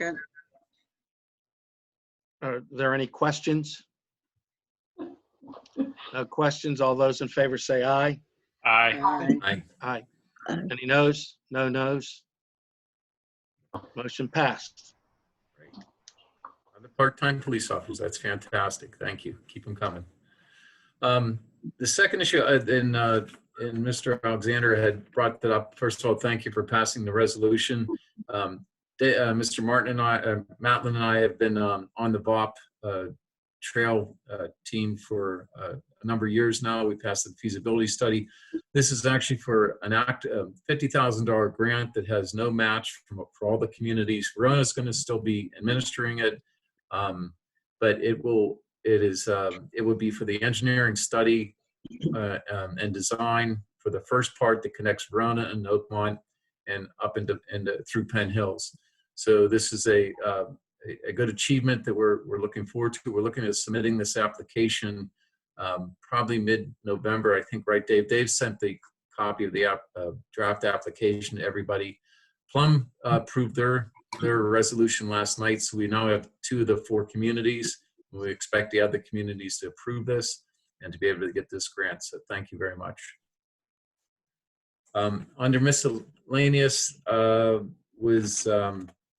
we did have our meeting under the comp plan committee. We had environmental planning and design gave a great presentation of what it takes, what you need to have in a comp plan. We plan to have another consultant for our next meeting to give further feedback, and we're moving forward on that. And we're going to divide into looking for other grants and so forth to pay for this. So thank you, and that's all I have. Thank you. Mr. President, I'm sorry. I just want to let you know I can do it now or at the end. I forgot one thing. Let's get it done. Just wanted to say that there is a potential opening if someone is really interested on being on the Shade Tree Commission. Denise Gemelis is willing to serve if need be, but I told her that I would make an announcement in public for people to know that if they are really interested in working with the Shade Tree Commission, that she would be willing to let go of her of her spot. Okay, thank you. Thank you. Mr. Suchovich. I really have nothing. We went over the budget earlier. I really have nothing at this point. Thank you. Thank you. Ms. Lealbo. Thank you, Mr. President. Memorials. This past summer, we've had several different entities request memorials in the different parks. The Parks and Rec Board Committee have been working on that. Laura Jacko and Jim Ashbaugh really put together some really great ideas where in the future you could possibly memorialize a tree for one of your loved ones, or a park bench, or eventually have like a wall plaque, at one of the parks. There'll be a price list and maintenance list. It's well written. There's just a little bit of critiquing to do. They're going to speak about that at their December meeting, and probably for December, then we can bring it to the borough for the council for approval. The next rec board meeting will be December 1st. It's the first Tuesday of the month. It is a Zoom meeting, so you're welcome to get on. It'll be listed under Parks and Rec. Will be the link, so you can on Facebook, so you can go onto the Zoom link from there and participate in that meeting, or you be a watcher. And really, that's all I have. Okay, thank you. One more thing, I would like to make say a thank you to everyone on Borough Council and Craig and Jerry for your help with the community dinner. It was a great success. It was nice teamwork done by all. Everybody was very appreciative. Shirley Davis and her crew, for their hard work that they put forth every month. I want to say thank you once again for everyone's effort. And, there was money that was donated that evening that's going to the food bank as well. So thanks again. Well, Janet, thank you for all your efforts in putting it together. Yep, thank you, Janet. You're welcome. Okay, Thank you, Ms. Janet. Provenza. Yes, sir. Thank you, Mr. President. Under newsletter, we're currently taking ads right now and articles for the winter issue, which will cover January, February, and March. And we'd really like to have all of our ads and all of our articles in. It has to be actually no later than Monday, November 30th. With the holidays coming up now and our printer, Rogers and DeTurk, they do take some time off. So if we can get these in early, that would be great. It will just speed things up where we can have it out a little bit earlier because of holiday. And if anybody would like to send an article, we can send it to our editor, which is Donald Wharf, and the email address is veronanewsroom@gmail.com. And I'll be glad to take any ads, and I can be reached at 412-828-7726. Farmers Market is now completely done for the year. And again, a big thank you to Stephanie Garibay. You did a great job, Stephanie. Thank you. But we will have Shrams here this Thursday, the 12th, and again next Thursday, the 19th. And then they'll be finished for the year. And if anyone has any farmers market vouchers, do use them, because after November 30th, they are no longer any good. So you want to get those vouchers and use them up if you still have them. Historical Society, all meetings are still canceled until further notice. And if you want to check to see if there's any information on the Historical Society, you would just go to veronahistory.org. And sometimes there are bits of information on there. Chamber of Commerce, I spoke with Kevin, and there will be no meeting this month. Next month, the meeting is going to be Tuesday, December the 15th, and that will be a reorganization meeting. And I will have more information or detail on that at our next meeting. Community dinner, I did talk to Shirley today, and she said, please, whatever you do, don't forget to thank each and every person on council. She said, I can't tell you folks how much we appreciated you and for hosting the dinner. And yes, Janet, you were right. It was a great team effort. We all worked there together. It was wonderful. And I would like to say a special thank you to Janet. You stepped up to the plate, Janet, and you took care of our part with the borough council, being part of it and being a host to it. And it just turned out wonderful. And I think this ministry that Shirley Davis has is absolutely wonderful. When we bring meals to these people, you just can't imagine how happy they are and what a service we do to them. So this ministry that Shirley has, I'll tell you, it's wonderful. And it's just something that really needs to continue in this town. So Shirley and your girls, thank you so much. Lastly, ALOM. I'll just give the ALOM now. Is that okay? Okay, that's fine. Okay. I got notification from Allegheny County Boroughs Association, and they're going to have a general membership meeting and a holiday gathering. And our council is invited to it, and it's going to be on Thursday, December the 3rd. And they've changed locations this year. It's going to be at the South Hills Country Club. And the reason for this affair is it's the swearing in of new officers, policy updates, and networking. And it is a wonderful function. I've been to them before, and so have some of our council people. Very, very nice. And it's nice to be represented there. And they're asking anyone that attends, if they would please bring a toy and or a gift of money to donate to the, it's called the Presents from the Police. And this also is a wonderful, wonderful service that the police are doing. This was started by a officer, and his name is David Nemick, and he's from Aspinwall. And he started this organization to help children that are less fortunate and don't get the gifts maybe that other children get. And not only that, he wants children to know that law enforcement is in favor of children and they're here to help them, that they're not there to just correct them and be stern with them, but to help them. So this has just been a wonderful, wonderful thing. And they do ask that we all bring a small door prize, plus of course a gift or a monetary donation. So I would just share this with all of you and see if you can make it. And with that, I thank you very much, Mr. President. That is my report, sir. Thank you. Yes, sir. I have one question of council. I should have asked this before.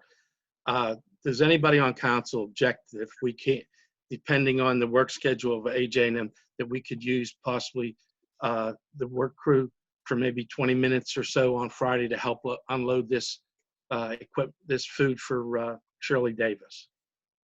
Let them do it. That'd be an awesome suggestion. What time is that happening? Do you know? 12:30. She said 12:30, 12:45, but probably around 12:30. Jerry, I know that's a lot to ask of the work crew, but if we could, just 20 minutes. That's it. If they don't mind, let them do it. Ask them. If they mind, I understand. I'll ask AJ tomorrow. Okay. If they mind, I understand, but I would like to ask them anyway. Okay. Okay. Yeah, no Thank problem. you. Anything from COG, Dave? No, the last meeting we went over some of the new CDBG grant applications, which Matt already went over for Verona. So there's nothing else to report. Okay. Nothing from the projects or anything. Okay. Public comments. So we have 3 people so far. I think this is Susie Davis. Hi, guys. This is for Matt. You said about they sent letters out to the residents on Ridge Avenue about the sewer work. They did not. Nothing Susan, was sent out to us. can you say your name and your address, please? Sorry. Susie Davis, 537 Ridge Avenue. I said, we did not get no notification. We knew only because my husband had been talking to the workers that something was coming on and that we were not to use the washer excess water because they were connecting the sewer lines. But nobody on this street got anything. So I don't know who informed you, but we did not get no notification. Okay. Thank you. Have Matt look into that. All right. Next will be Dan Showalter. Hold on. Can you guys hear me? Yes, sir. Okay, Dan Showalter, 440 North Avenue. First off, I'd like to thank you guys for voting me onto the Planning Commission. I do look forward with working with Mike Forback on the comprehensive plan. I think we could do some real damage there. Oh, pardon me? Oh, go ahead. Second of all, I would like to thank everybody that volunteered up at the fire hall for the election this past Tuesday. I myself was out front for about 5.5 hours. And I got to say, the touch screen went down and they kept rolling forward. We had 2 people that came up that stated they had the COVID. And I got to say, the guys inside did an amazing job. So I just want to put many thanks out there to everybody that was working inside the fire hall on election day. Good job, and thank you. And that'll be all. Have a good night. Thank you. Okay. Next is either Dawn or Rhoda Wharf.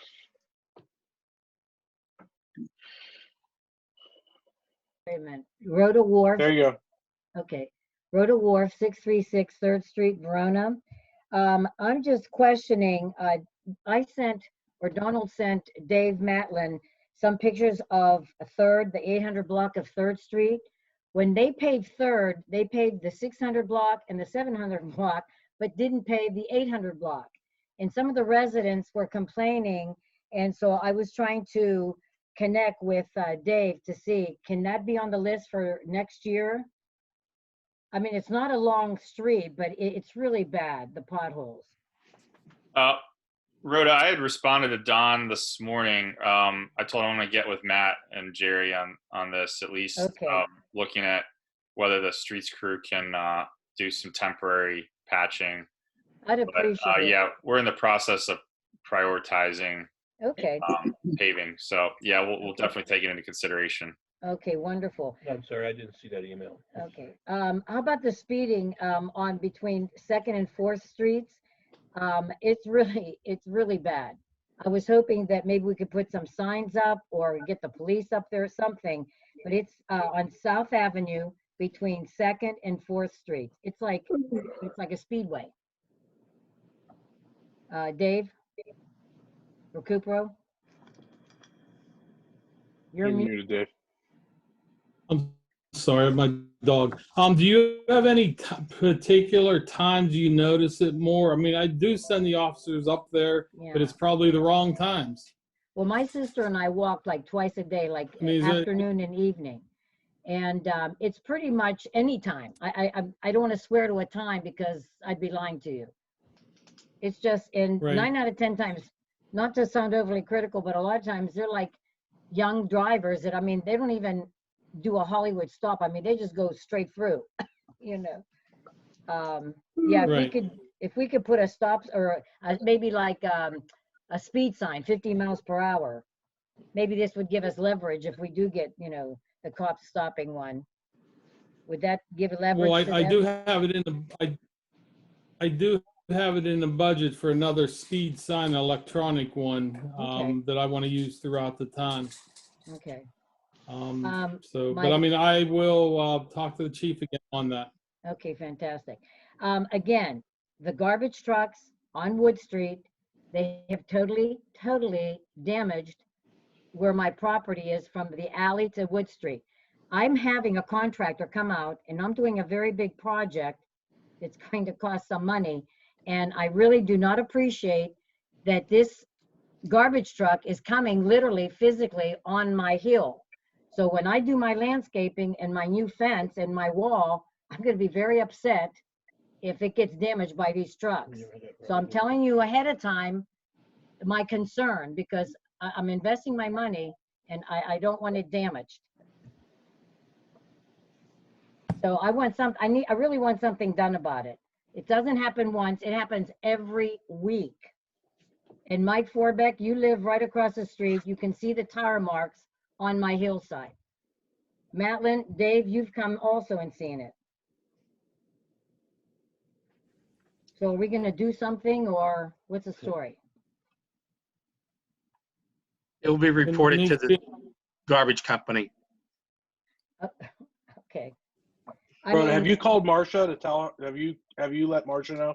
All the I complaints actually for County sent, hauling are going through Marcia. I did. I sent pictures from my phone a while back. I mean, Dave even came up and looked and we took pictures. Yeah. Okay. I think the problem is we were trying to get photos, or I even put a trail camera up on our fence, and we were trying to get photos of the truck actually driving on her property. And the one time I put it up, I didn't see them actually doing it that week. So. Well, I have the track marks if anybody would take the time and come up and look, because I have literally physically 2 huge tire marks from the truck.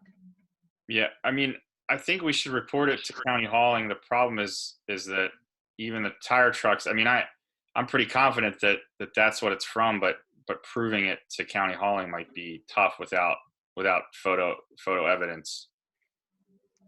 I agree with you, Dave. And I was up there and looked at some of the curb damage as well as some of the other corners that you pointed out. And it's easy to assume that that's kind of the common truck that's in town. But there's also UPS and FedEx trucks that have dual axles. So without video or picture evidence, it's hard to lock it down on one person doing it for sure. Okay, 3 minutes is up, folks. Let's move on. Okay. Next will be Vince Flota. Hello, can you guys hear me? Yes. Yeah. Vince Flota, 323 Penn Street, Verona. The Lower Valley Athletic Foundation is collecting donations of new unwrapped toys and clothing to distribute to local families that have children in need of holiday gifts this year. I was wondering if I could put a donation box in the vestibule until starting tomorrow until about December 15th. I don't have a problem for the kids. Yeah, Well, we're I working with Shirley Davis. She's going to get us a list like she does every year, and then we're going to try to help as many families out as we can. Mark the Make sure box. they don't take the campaign signs. Yeah. Make sure the box is marked what it's for. Yeah, I have signs on the box, and Okay. they're all ready to go. Okay. Anybody have objections to that? No. Okay. No, I think it's a good thing. Good idea. Thank you very much. That's all. Thank you. All right. Now we have Laura Jacko. Hey all, how are you? Laura Jacko, 437 North Avenue. Not to be like too much of a troublemaker, I just wanted to follow up on some questions that were brought up at the last council meeting, just because I think like there's a lot of people who are really confused about the process for what's going on at 443 North Avenue, where the new landlord is trying to turn it from a single family home into a multifamily home. Can anybody tell me if there's going to be a public hearing on this? Because it was my understanding that there should be. Is that correct? I don't know. Craig, do you know? Can't hear you. You're on mute, Craig. You're muted. Sorry about that, guys, Laura. I haven't heard anything about this house since last month's meeting, when I guess there was an issue with the dumpster, and that was resolved, and I think that he was cited, but other than that, I haven't heard anything. Okay, well, I guess the concern here is that apparently their application to do this was sent on September 21st. So they have like a pending application before Verona Borough. And if Verona Borough is supposed to post zoning hearings within 60 days of getting these sorts of applications, we're coming up on that really fast. So I don't really quite understand, what the next step is, but I am aware that they have an application.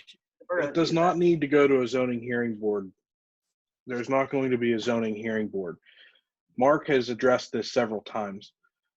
Once the application is approved, whether he approves it or not, if he approves it, he is going to reach out to everybody that was on that original email and let them know that he's approved it. And then your timeline to appeal his approval starts.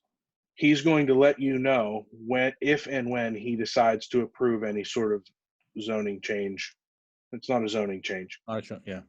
Whatever the adjustment, he's going to let you know that he's not going to. I assure you, nobody is doing anything without you guys being aware of it. He is going to reach out to everybody in that email list whenever, if and when he decides that to approve the change to a duplex. Yeah, I think there's just been a lot of confusion because some of the things that we are hearing from Craig might be a little bit different from what we're hearing from you, which might be a little bit different from what we're hearing from Mark, and what we're hearing from Mark is different from time to time. So it's good to check and also have it on the record. So what I'm hearing from everybody is that there is not a zoning hearing meeting that is necessary for this application. Is that correct? Yeah, Now, a duplex is a permitted use in every zone of Verona Borough. Whether it's R1, R2, R3, a duplex is considered a single, as far as zoning rules, a single family occupancy. So he does not need a zoning variance in order to have a 2-family home there. Mark has to approve changing it to a 2-family home because there are requirements like fire barriers and other things that have to be done prior to allowing 2 families to have occupancy in 2 separate occupancy permits for that property. That's what Mark has to do. So once that work is done and Mark approves that dual occupancy, then you'll be notified and you can appeal the occupancy permit that was issued to make that a 2-family home. So it does not need a variance. R1, R2, R3, it doesn't matter. A duplex is a permitted use in every residential zone in Verona Borough. I understand that this is something that's coming from being a single family home to being a multifamily dwelling. So it's not just that, oh, this is something that can happen.